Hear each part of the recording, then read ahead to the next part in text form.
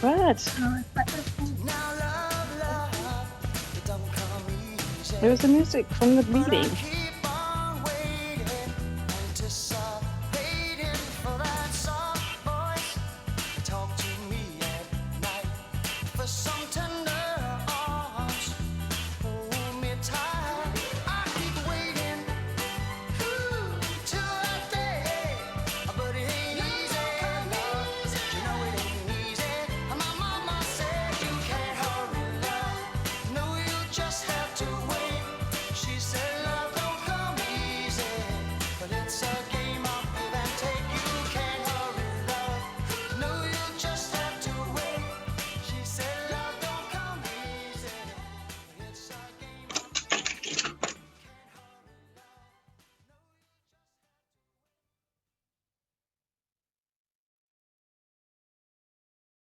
I get a little tired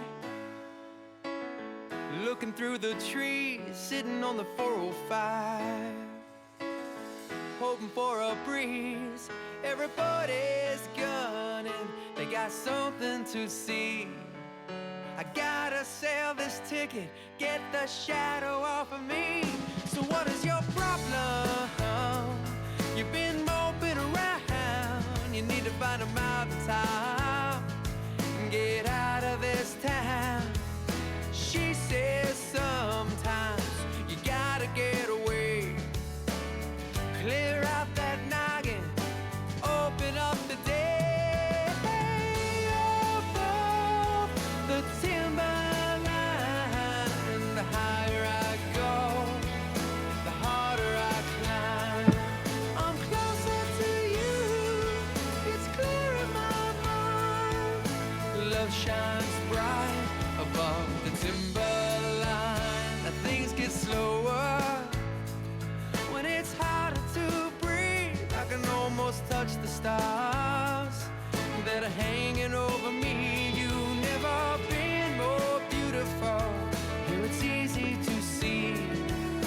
All that really matters, you're all I'll ever need. I'm getting to the bottom, at the top of the world, leaving trivialities.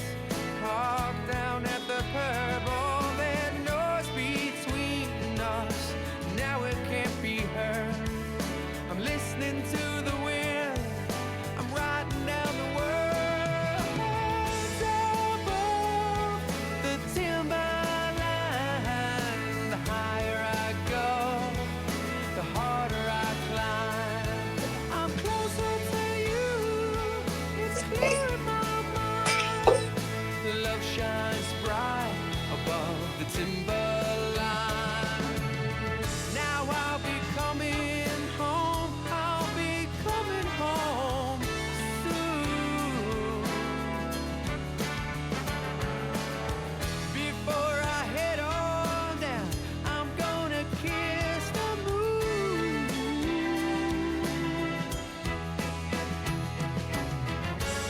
Above the timberline, the higher I go, the harder I climb. I'm closer to you, it's clear in my mind. Love shines bright above the timberline. Above the timberline, no hitting the brakes, no waiting in line. The farther you go, the higher you climb.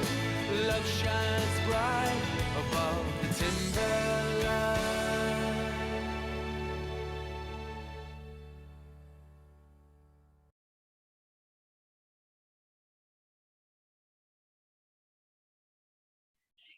good evening, everyone.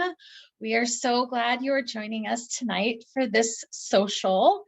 And it is going to be surrounding the nature journal entry. And so we're so excited you've joined us for that. I absolutely love the song that I just got done playing, High Five for Fighting. For me, that's one of those songs that I always want to get out and go hiking, climb a mountain, do something, get outside. I'm not a huge huge hiker. But like I said, it always gets me excited. So I feel like that's what we kind of need to do with this evening. We're going to embrace that kind of getting outside, taking those moments to pause and kind of enjoy nature around us. But good evening. My name is Katie Gideon. I will be your facilitator. My fabulous stage manager, Maya, will be joining you in the chat and also keeping me on track and all those wonderful things. But like I said, we're so excited you're here. Make sure you have your October journal with you, something to write with, something to drink, take your preference. Also, we do have the exercise involving leaves. So if you brought your fall foliage in with you, have that handy, but do not fear if you do not have a leaf, we will have one that you can use to kind of go through the exercise as well. Couple other administrative reminders is make sure to set your chat to everyone so that all of us can see everything you're sharing.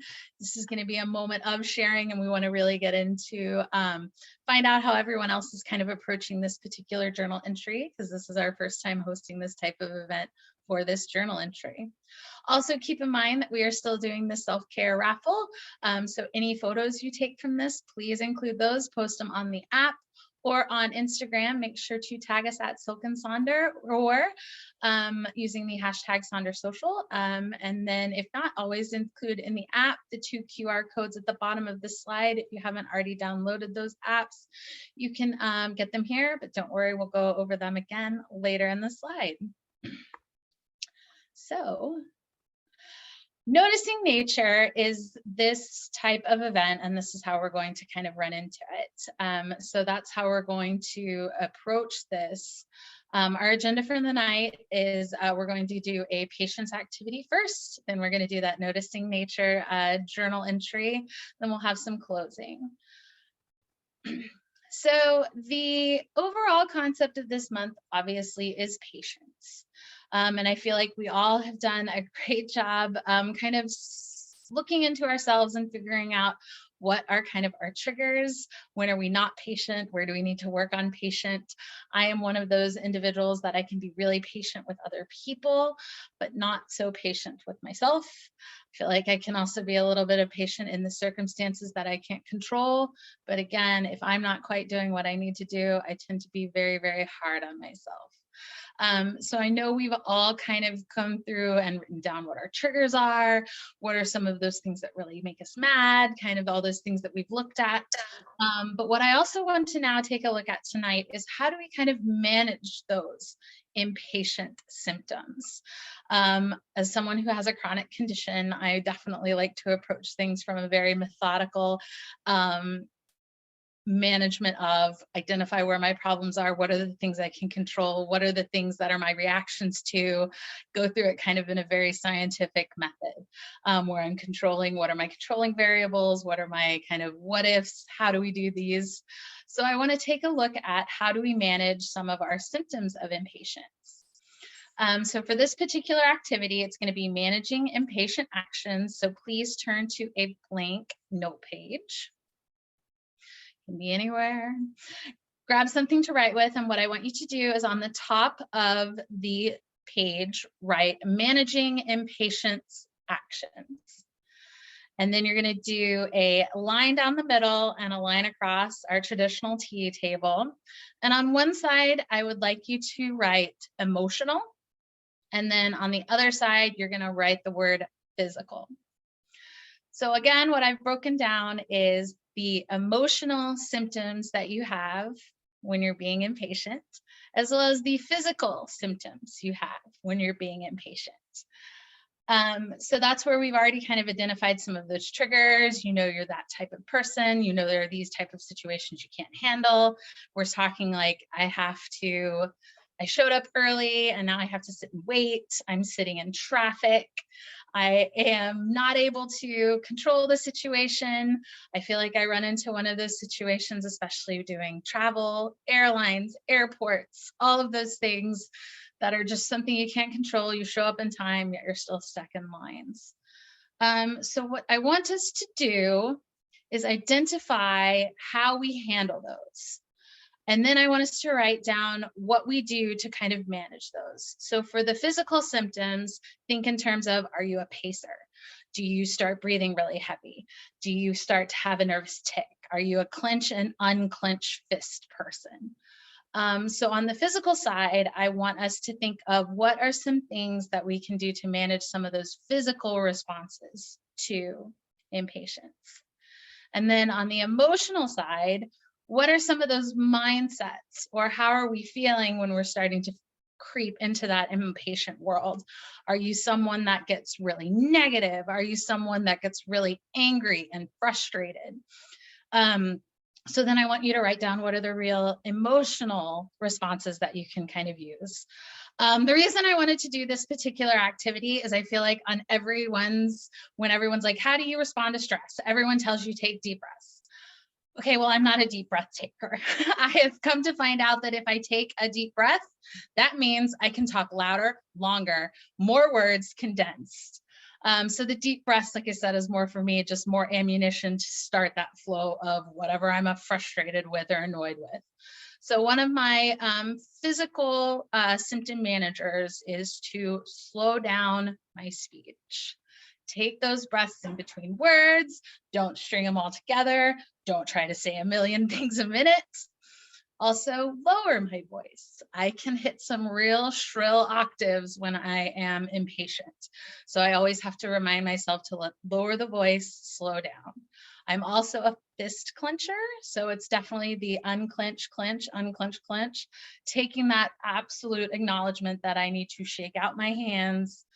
I'm also one of those that I can be a pacer. So I don't want to pace. I just want to sit and wait, unclench, clench, slow everything down.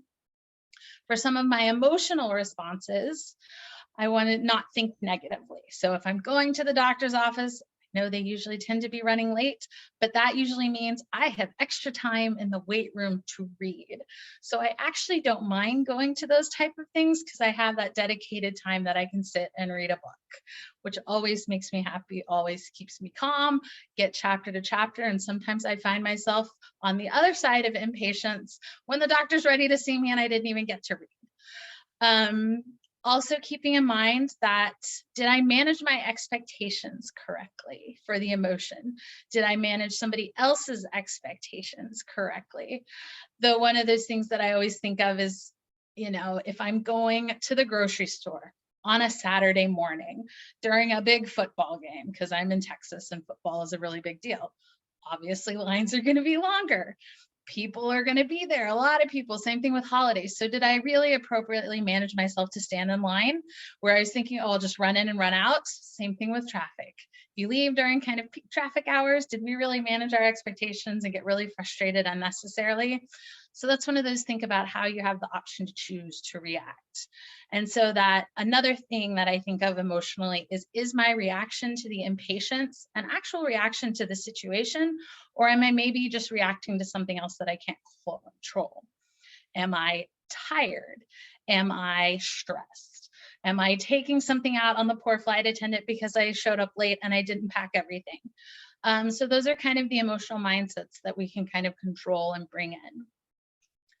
So what I would like us to do is start filling those out. Here's a copy again of what I have said with the managing impatient actions. There's my teach card. I've got emotional on the left, physical on the right, kind of talking through one of those things that I manage those symptoms.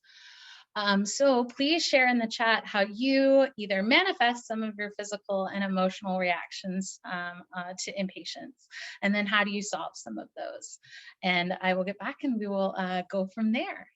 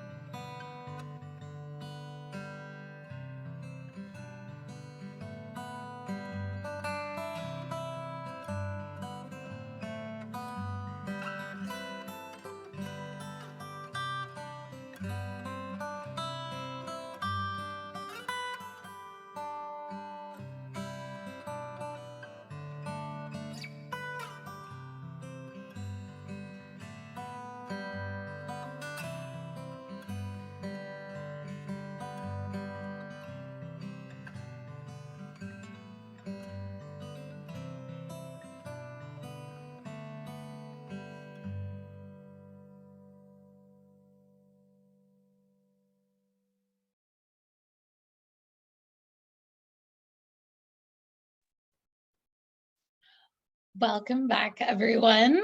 I thoroughly enjoyed seeing all of the interaction in the chat, and I absolutely have to agree that not all physical reactions are bad. I love that discussion because I know that that's another outlet. So taking those physical symptoms and turning them into responses that you can control, I think that's a fantastic idea. What I love about this community is finding kind of what works for you.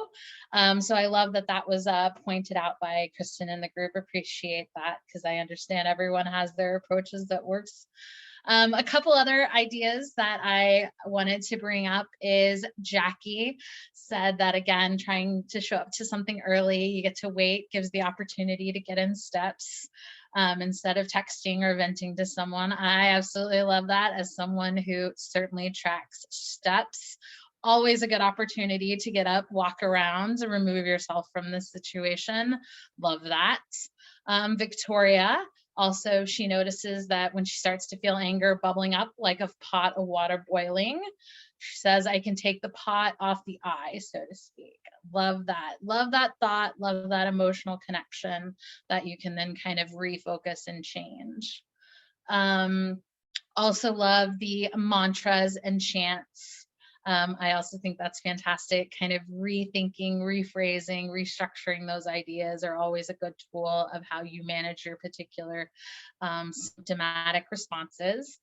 And then also loved seeing the not get too shrill or curt or tense. Always appropriate, something that I feel like we have to think about and look at.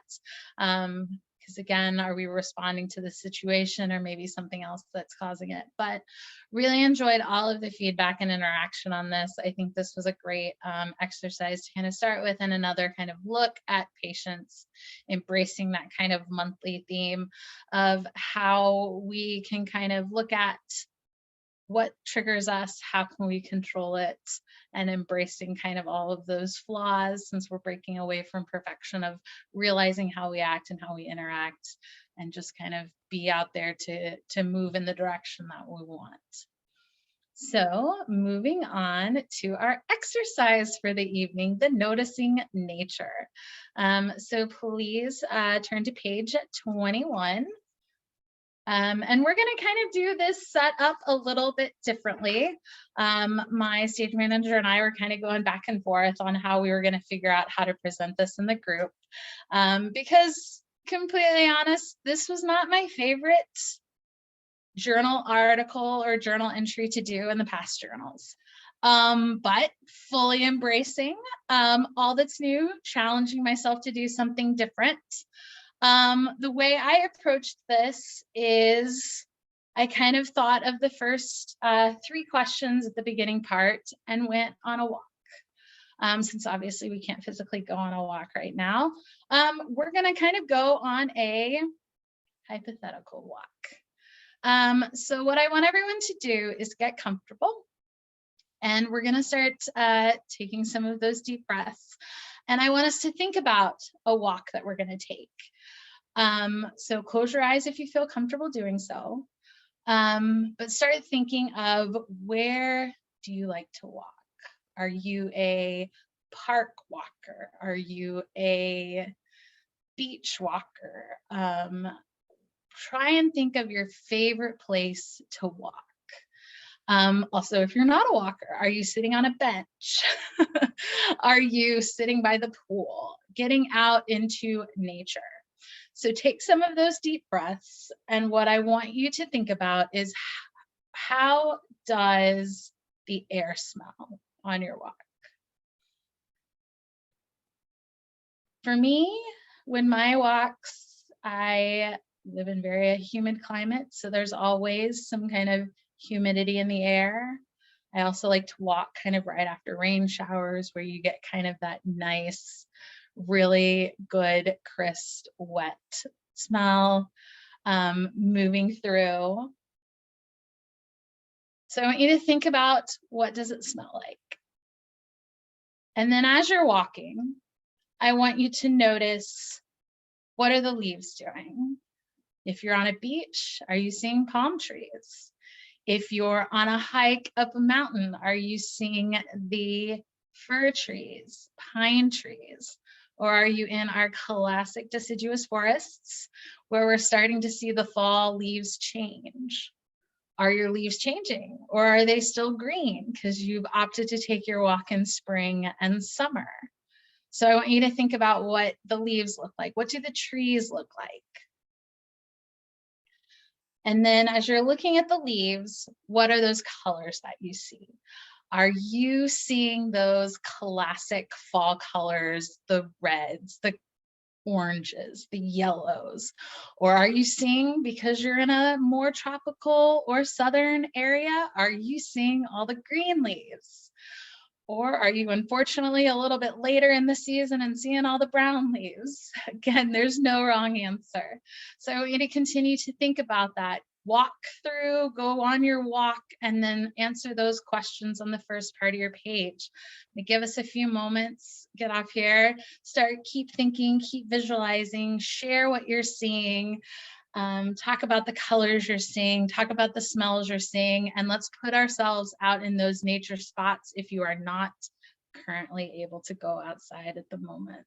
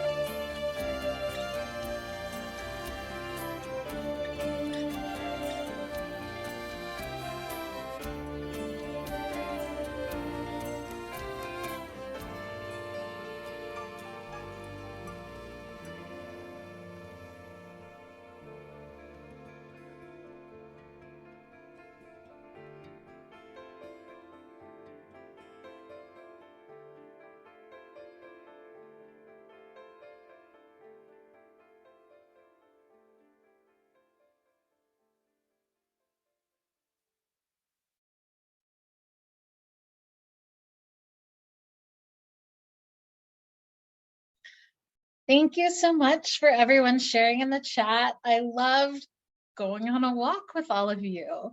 Some of the things, what I really enjoyed about this particular take on the exercise is I feel like the kind of overall intent of this page when it's put in is to just go outside, take those moments to yourself, even if it's 2 minutes, if it's 10 minutes, if it's an hour. I joke that sometimes the most kind of outside I get is the walk from my front door to my car, or my car headed into my office. But taking those couple moments to take those deep breaths. Like I said, I'm actually one of those that I do walk my dog every single day. So I'm always outside, but I certainly never take a moment to think about what's going on around me. You know, we're out there for a very specific purpose, and that's what I'm paying attention to.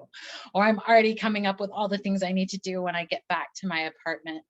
So one of those things for me, when I took my deep breath and the air I smelled on the day that I was walking, as I thought of all these, is said for me, it had just rained. So I had that really awesome just rain smell before it turned into kind of the hot, humid smell. But it was also that just kind of clear, crisp, kind of right before it starts to get, because we had that lovely cold front come in with the rain. So it was certainly that moment of enjoyment.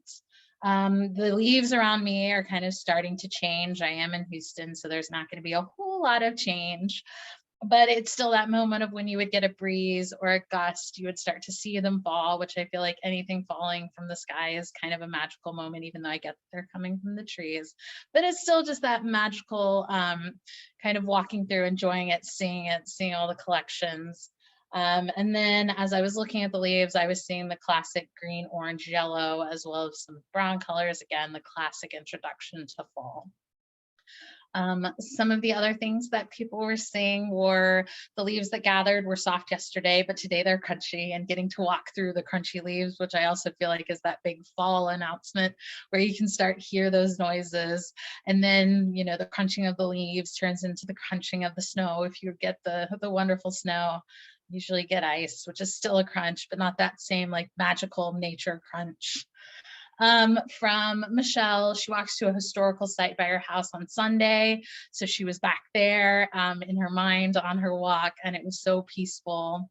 Carolyn, call out to Pennsylvania, has some of the best fall foliage in the world. Leaves are just starting to change. I have heard that about Pennsylvania. I have had the privilege of having drive through, so I would certainly agree. The New England states, some of those that kind of around on the East Coast tend to do have better falls than others. And then Kristen, I hear you. In Texas, the leaves seem to be either green or dead. Fully support that. They definitely are. They're either on the trees or they're not. But I found this really fun quote that I think is very appropriate to the fall concept, but also kind of embracing the perfection, what we can control and what we can't control. It's a quote by Donald Miller, who's an American author, and it's, "All the trees are losing their leaves and not one of them is worried." So I love that thought of there are things that are just going to happen and you can make your decision of how you're going to approach that. I feel like it kind of embraces the theme of patience this month.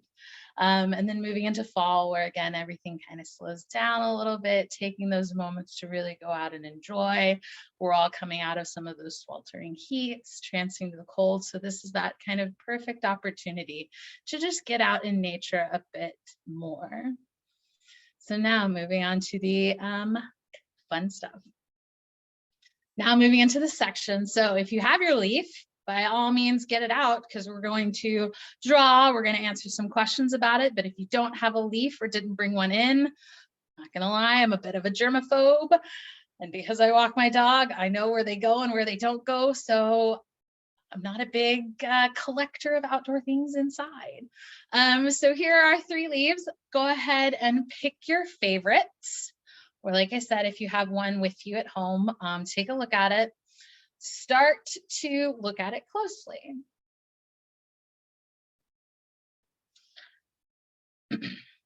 And now moving into the particular questions. What would you name your leaf? Not gonna lie, I had a little bit of a tough time with this. As much as I love personifying different things, I'm a huge type of person that adds absolutely human emotions to my dog all the time. We have hilarious conversations about it. but I was a little skeptical, but I'm fully embracing this, bringing on kind of the plus the I believe button. What would the name the leaf? I'm actually choosing the yellow leaf in the middle. And for some reason, I just envisioned kind of a cartoony voice in my head. And Lola is the name that I went with. Lola the leaf. I feel like there is kind of a sassy element to that. And I would like to think that my leaf would be a little on the sassy side. She's a fiery blonde. So that kind of leads into what do I like about the particular leaf I went with. Again, the yellow, because as I said, personifying it immensely. Lola, my very feisty blonde, with, you know, a little scars here and there that she's okay to showcase, but still yellow coming through. And then what are the patterns on the leaf? Again, one thing I particularly like about this is the waxy kind of, which again, I think leads to the fiery because most of our candles are wax. So that's kind of the direction that I went with Miss Lola, the leaf, my kind of sassy blonde. So we're going to take some time with you. Take this time to kind of fill some of the questions out and share in the chat. What would you name it? What do you like about it? What is your leaf? Do you know what kind of tree it came from? Especially those that have brought it out. You know, I considered a palm tree, but didn't want to remove it from the tree. So that's kind of the direction I have gone. Please share again. What would you name it? What do you like about it? And what patterns are on it?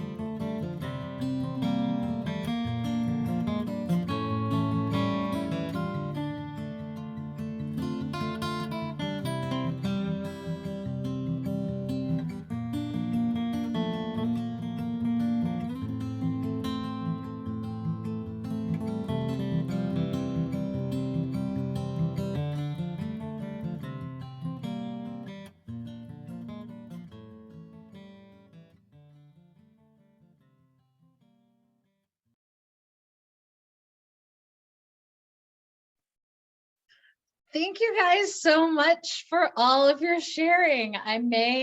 You guys, I think have won me over. I may have to start taking this journal entry way more seriously in the future because you guys have made this such a fantastic session. So I want to share some of the feedback that we've gotten through the chat. Is Leslie in Idaho named her maple leaf Rusty, which had so much symmetry and a red stem. Amber, her leaf had lots of colors, so she named it Wisp from favorite childhood cartoon, Rainbow Bright. Love that you called out Rainbow Bright, especially since October is Halloween. I actually dressed as Rainbow Bright a few times as a Halloween costume. A big fan of Rainbow Bright, all the colors, so such an appropriate name. Michelle is going to call hers Yellowtail. Love that. Are you a fan of yellowtail tuna? I think they're great. Someone else had a beautiful maple leaf that's 10 inches wide, golden yellow, moving to orange, brown ends, and it is named Bronwyn. Love that. These are all so clever. Joanna was going with Dead Dan.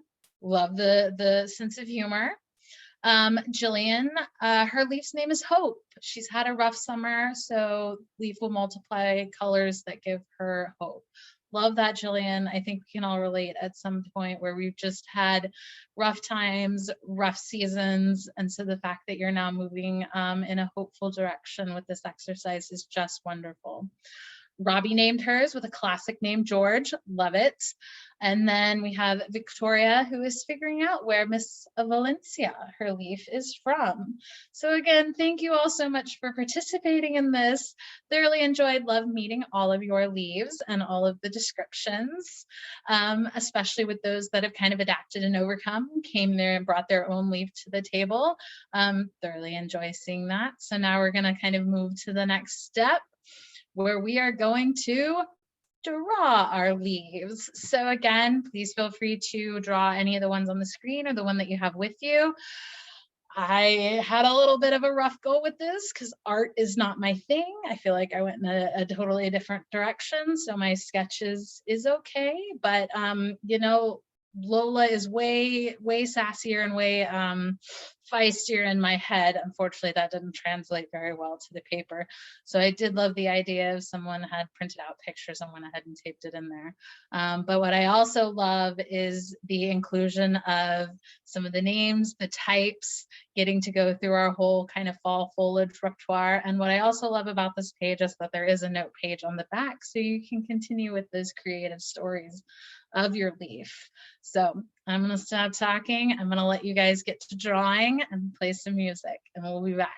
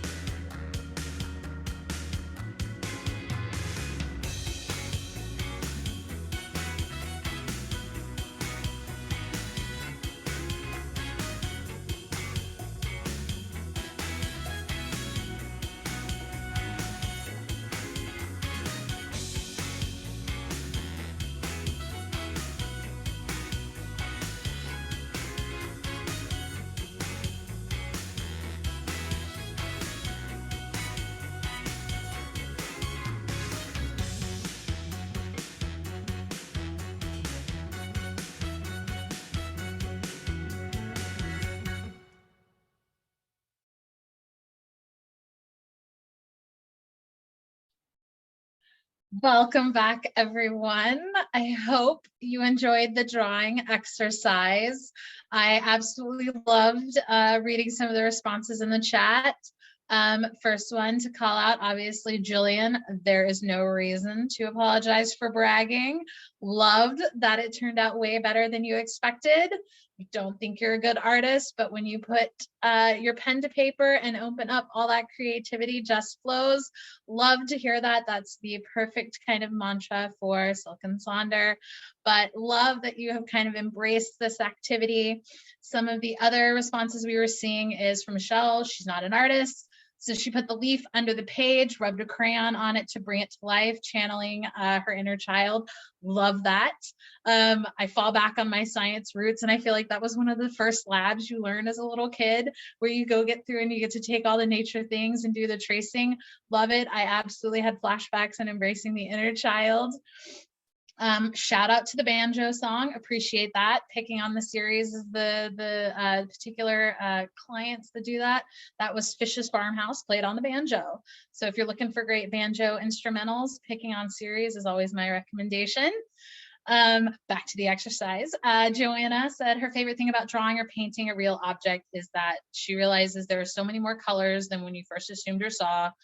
And then that FYI, Danny had, love it, Danny had some orange, yellow, different hues of brown and black, and even a few white spots where a big bug sucked the life right out of them. Love that analogy, love the continuation. Also ties into what I think this kind of noticing nature moment is for, is we just need to take that time to slow down, get our heads up, take those deep breaths outside, take a look at rounds, look at kind of those small magical moments that we see. Because if you look a little bit closer, everything can be a little bit differently. I finished my drawing of Lola. So you have to promise me if I show mine on screen, you guys are going to take pictures and posters on the app or on Instagram. But here is Miss Lola. Like I said, a little feisty. She wasn't quite ready to give up her fall attire yet, so she's still keeping some of the summer with a nice green on top, but completed this exercise, thoroughly enjoyed it. I would say I'm a little happier than I thought I would be at the initial drawing, but loved how everybody embraced this particular noticing nature activity. You guys have all convinced me. I will now do this every single time it's in the journal. I know in the past we've looked at waters, we've looked at rocks. I love the leaf concept. So now I'm actually looking forward to what's going to be the next thing we kind of get to notice. And I definitely thoroughly hold that to you all helping me kind of open and change that perspective. But alas, we have kind of reached the end. So I want to thank you for attending this social. If it's your first one, I hope you enjoyed it. If you have come to a handful of socials, we know this one is the first time for this. So please make sure that you have included your join on the app. Here are the QR codes here. In order to use the QR codes, just take out your cell phone, take a picture, scan that, and you'll be able to download it for the Apple and Android users. Also, Maya, our fabulous stage manager, everyone give a huge shout out and a thank you to Maya. She is awesome and amazing and kept everything entertaining while I was drawing my Lola. And so big thing is also we have a post-event survey. Please take the time to fill it out. We read all of your feedback. That is actually how these socials have been created. Not only did you want the socials to get through the journal, you wanted them longer. So like I said, this is the first time we're doing this. Please provide the feedback that you want. How do you want to see this? How do you want to do this activity? Did it work? Did it not work? Please, we want the feedback because we always want to make it better. Regarding the raffle, if you are joined this, you've actually already been entered into the raffle. So have no worries. All of those announcements will be there. Certainly, if you can, please post in the club. Thoroughly enjoy that. And then there is a social. We have some other social events coming up later this month. I know some of them are sold out, but please put yourself on the wait list. If you have questions on the wait list status, please email our hello@siliconsonder.com. Maya can provide that email address there because you can get updates on the waitlist status and all of those things. So for those of you, please scan that QR code for the survey or use the link in the chat. Like I said, we've got a couple other socials coming up. We have some journal prompts coming up, our classic weekly setups to work on your weekly pages. We're also doing another one of our coloring activities, which is the big color activity in the journal. Also have a patience unlocking the door. That's going to be led by our fantastic Maya. And then we're going to be announcing our end of October and beginning November socials. So keep an eye on the Compass, which is our newsletter, as well as our apps. So again, thank you guys so much for joining. Like I said, I've been completely changed. I'm converted. I'm going to notice Nature Game every single time the journal comes out. And again, thank you guys so much. We will continue to hang out a little bit more and answer any other questions you have in the chat, but look forward to seeing all of your leaf pictures. Thank you again for joining us.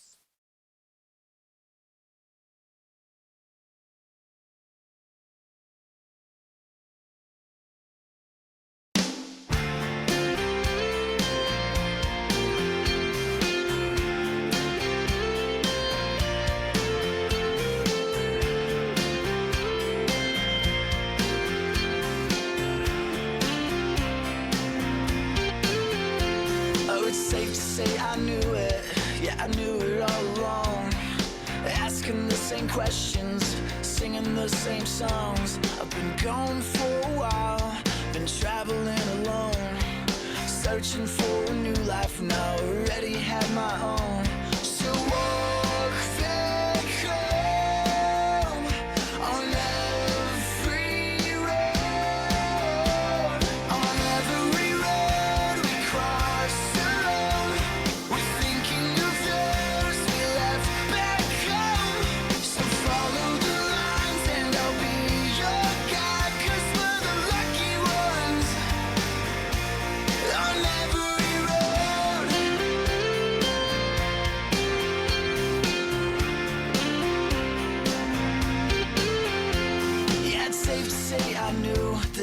Selfish things I do would eventually come creeping back around.